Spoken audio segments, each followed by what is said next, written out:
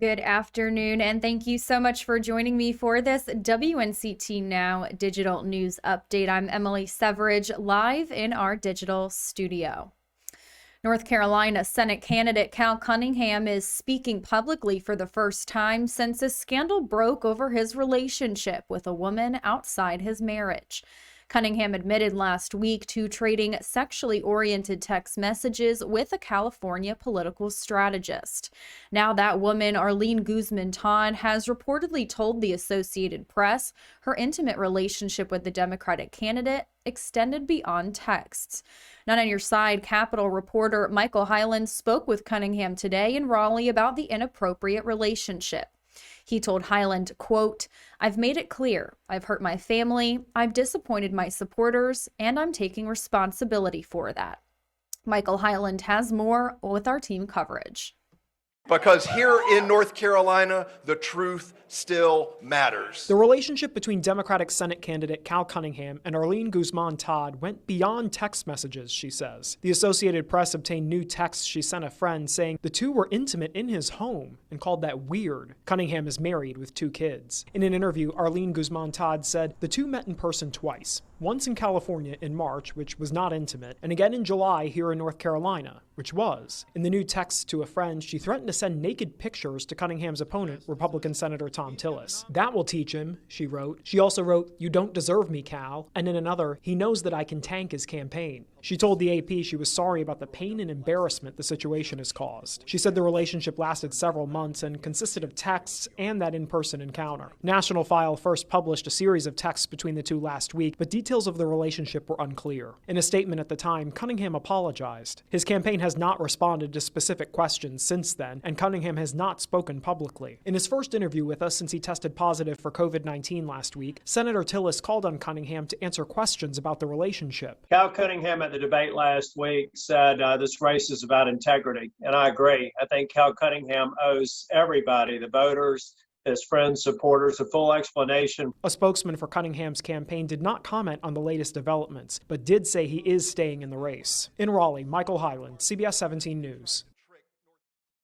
We have some weather for the middle of your work week. First Alert meteorologist Alex Wassilenko has that forecast for us. Halfway to Friday, everybody. I'm your First Alert meteorologist, Alex Wassilenko, reporting from the First Alert Weather Center on yet another gorgeous day of weather here in eastern North Carolina, with one subtle difference: those warmer temperatures. Warmer temperatures today are due in part to an offshore high-pressure system. It is going to help to well up some southerly winds and, in turn, some warm temperatures well above average for this time of year in the lower to middle 80s. Those warm temperatures will come with some breezy south winds from time to time and also dry weather straight through the end of the day.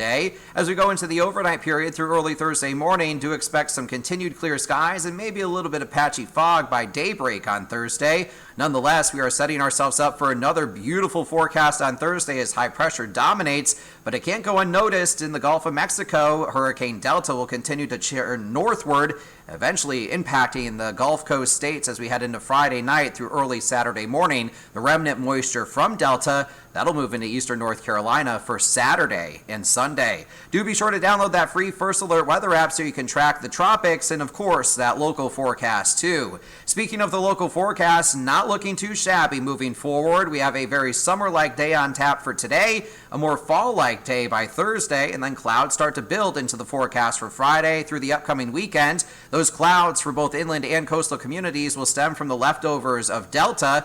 Also stemming from the leftovers of Delta will be isolated showers and storms Saturday, more scattered about during the day on Sunday. In fact, some of those storms during the day on Sunday could become strong or even severe. Do be sure to remain weather aware even through the sunny times today and the unsettled times expected later this weekend. I'm your First Alert meteorologist, Alex Wassilenko. Make it a wonderful Wednesday.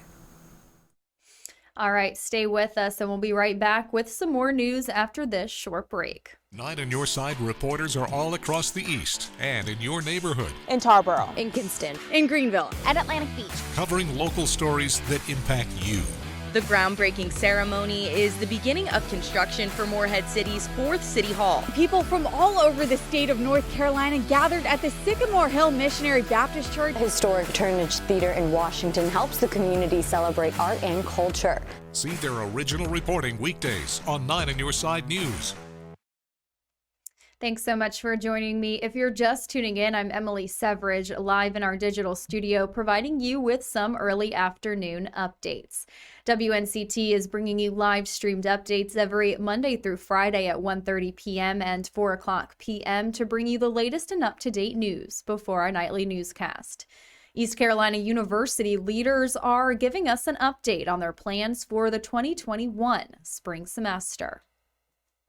Officials say plans depend on students acting responsibly.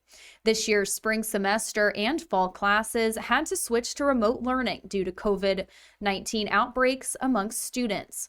Next spring, ECU will offer a mix of in-person, online, and hybrid classes.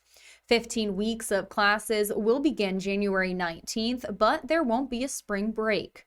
Students will be back in residence halls, but in reduced numbers, and with only one student per room.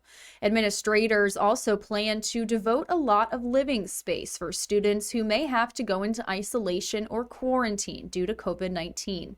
They're also updating coronavirus testing plans and preparing for how to give students shots of potential COVID-19 vaccines.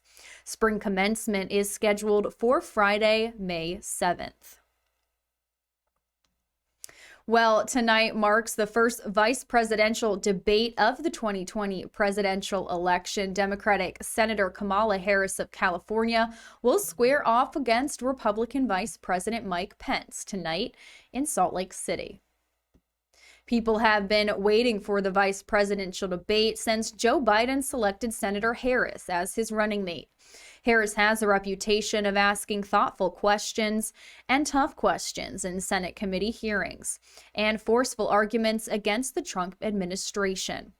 Vice President Pence is expected to build his case for giving President Trump another 4 years in office. The vice presidential candidates will be widely spaced and separated by a plexiglass shield, extra precautions for the coronavirus. The debate will begin at 9 o'clock tonight. CBS News will have live coverage on WNCT. The debate will also be live streamed on our website, WNCT.com.